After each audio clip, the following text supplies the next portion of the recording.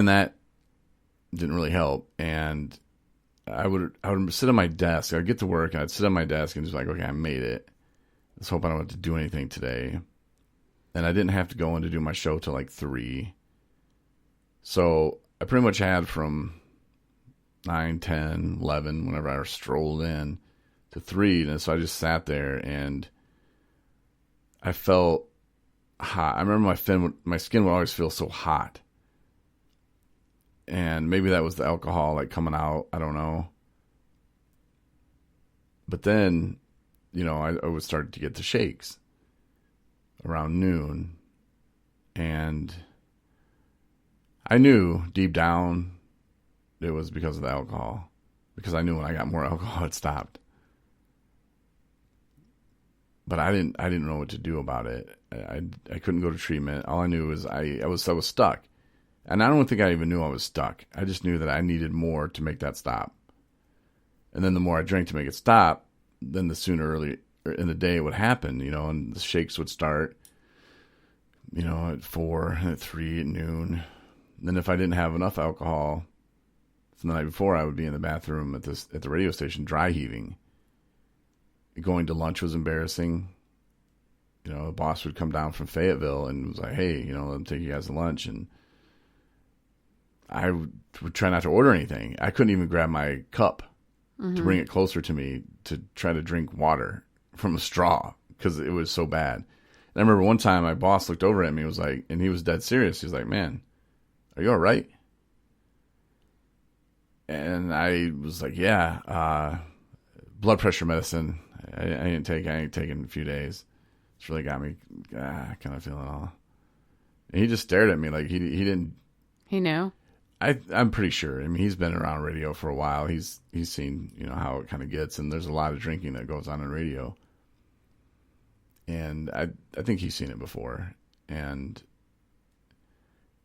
I don't know. I wish maybe he would have said something, but again, it's, what would I do if I was in his shoes? Here I got this stud radio guy who's getting all kinds of hella numbers and doing really well, and who am I to say if he just didn't have a bad night? But I think maybe workplaces could do a better job at that, of letting people know, look, man, you're not a bad guy. You need help. You're trapped. The world could do a better job with that. Mm-hmm. But yeah. So it was tough though. It was a lot tougher than, it was easier being on the radio.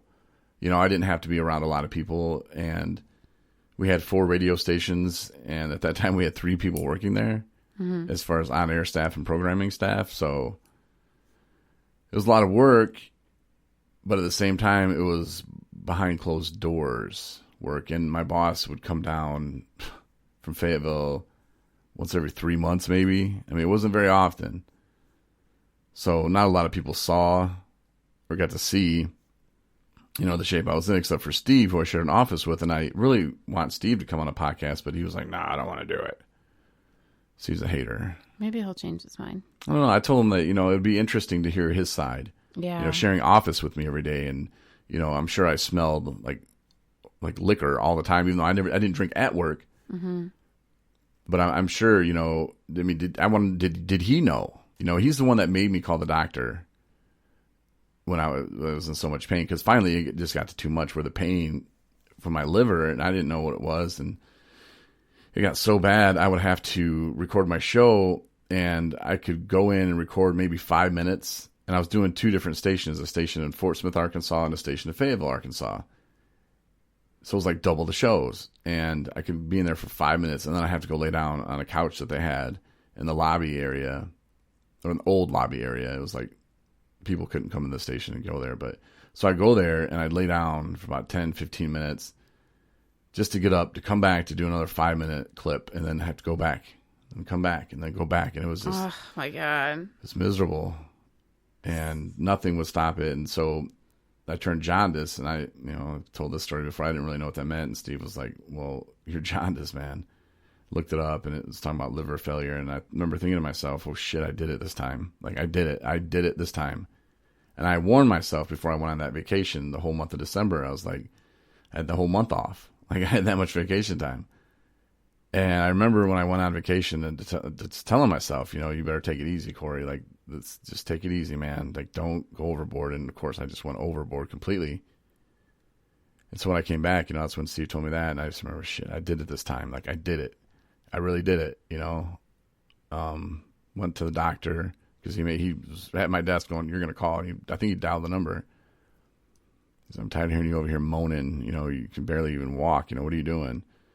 So, yeah, then I went to the doctor. Then they sent me to the gastrologist or whatever. Gastrologist, yeah, that word. Mm-hmm. The stomach doctor guy.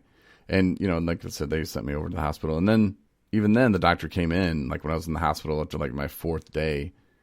And the stuff I still hadn't peed. My kidneys are shut down. And the doctor, the guy that he was the most brutally honest this man was. He was short. I can't remember his name. I remember Dr. Cross, though. But this guy I don't remember, but he was the one that, he's got his notepad or whatever out and his clipboard. And he's like, so how long have you been an alcoholic?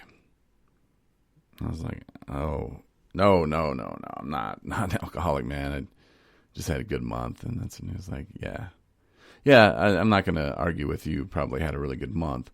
But how long have you been an alcoholic? Mm-hmm. Yeah, see, I think that's where then he cut me right off. And he's like, no, I've seen what your liver looks like. And the damage that you've done to your liver did not happen over a month. This has happened over years and years of drinking. And I think I started crying a little bit, broke down, just was like, I don't know. I don't know. I've drank since a very early age. And he just kind of was like, all right, well, you're not out of the woods yet. Your kidneys still aren't working. So hopefully that dialysis is doing something. Man. See you tomorrow. And he walked out and I was like, damn, that dude is brutal. I asked him to say, was his name Dr. Brutal? Yeah. But he doesn't have time. And, later I find out that they were expecting me to die anyway. So he wasn't wasting any time. Mm-hmm. This dude's about to die. Like, his stuff still isn't on. He's been here for 4 days. Like, pumping him full of steroids and nothing's coming out. Like, he's a goner. Mm-hmm. So I don't blame him for that, but it was still that's how the brain works. It was still so hard for me to wrap my head around being an alcoholic. Yeah. Even though I know I drank, even when I just drank beer, I would drink 14, 16 Miller Lite Ice or whatever, Milwaukee's Best Ice. I would drink that many a night, I knew deep down I was an alcoholic, but I couldn't admit it to myself because I didn't want to be an alcoholic because, again, those people, they beat their wives, they drive drunk all over the city, they kill people, those are, bad alcoholics. I didn't want to be an alcoholic. And again, it's different for everybody. Somebody like, oh, I don't think an alcoholic's that way. That's okay, fine, perfect. But I did. And didn't want AA. Told him I didn't need a therapist. But I did. And, even 3 months after I got out of the hospital, 3-4 months, something like that, it's when I drank again. And after I told myself, I will never drink again, I got this scar, that's going to remind me, where they had put in a stent. I'm like, I'm going to have this scar. That I can look at that every day and remind myself, Mm-hmm. That's what drinking did. But how soon we forget. Oh, gosh, yes.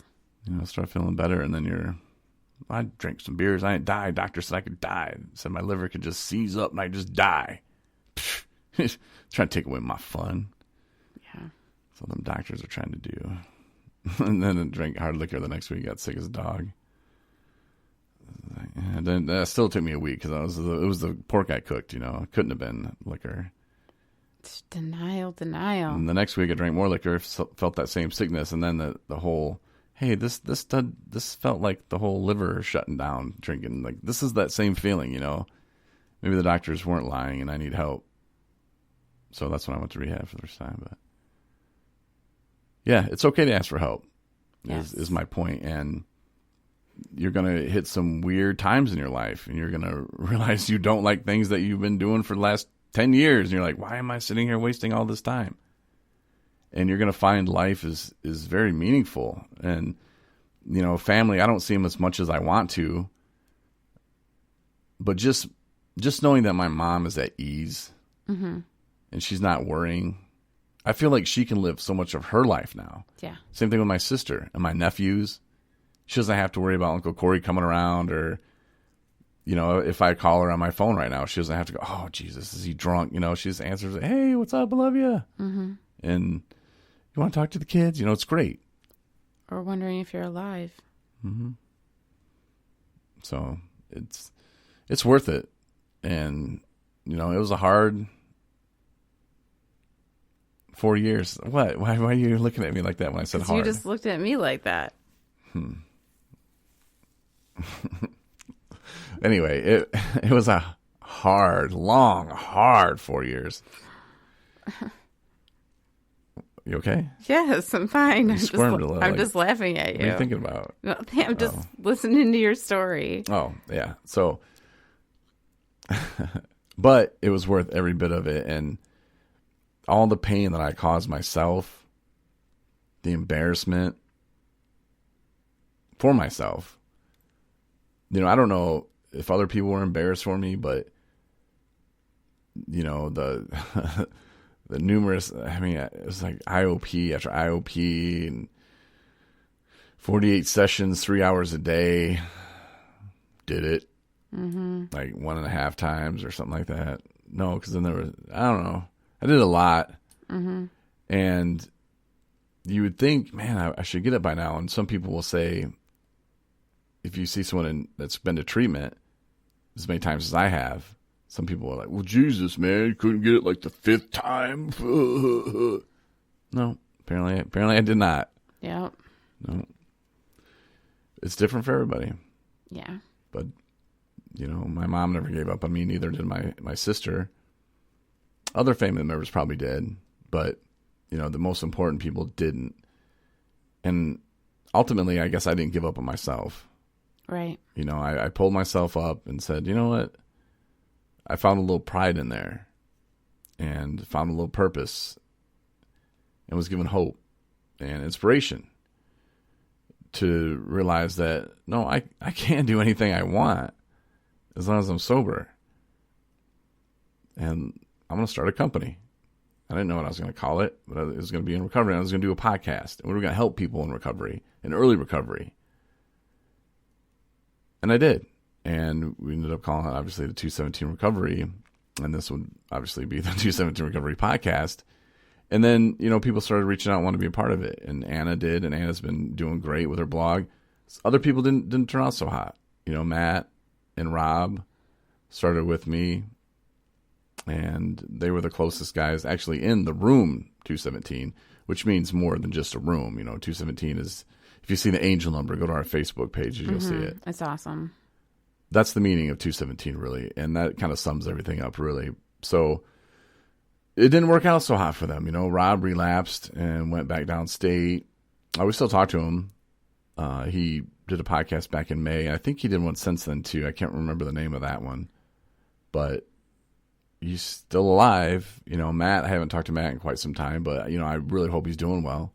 You know, Matt and I have had some great conversations, like really deep, heartful. I remember last summer we were driving back from a meeting in East Jordan, Michigan, because we used to like to go all over to meetings. And we were driving back, and the sun was setting, and it was so beautiful. And I remember looking at him going, man, like if you had said a year ago, I'd be sitting here with you, driving back from a meeting in East Jordan, Michigan, to Boyne City, Michigan, I would have called you crazy, you know, and he started kind of saying the same things, you know, like, yeah, like, who, you know, like if I was sitting next to you, you know, and like, I don't know, it was nuts. And we had some really good conversations, Matt and I did, but he went, you know, his kind of way, and I heard he's doing well, so that's good. But, you know, everybody's different, and don't give up. And those guys haven't. Right. You know. I don't know. Sorry, I've been hogging it for the last 30 minutes. I'm enjoying telling this long, hard. I'm enjoying what you're saying. You're enjoying my long, hard story. Yeah. Oh, yeah? Yeah. Okay, good. Because I wasn't sure if I was boring people or what I was doing. But, No, and some of the stuff I've told before, but obviously, man, it's hard to go back and we have 214 hours